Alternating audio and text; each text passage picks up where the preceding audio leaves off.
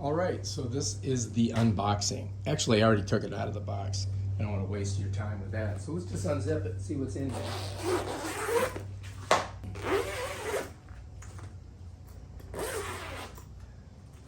Flip over the flap. Bam, there we go.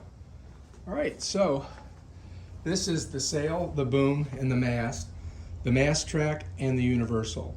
These are all the things that come with the inflatable FreeinSUP Windsurfer. So we're going to show you what each one is and how to put it together and how to use it.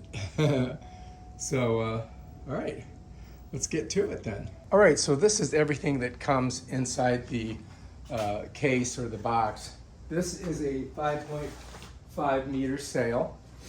You're going to notice that there's 1, 2, 3, 4 pieces to the mast.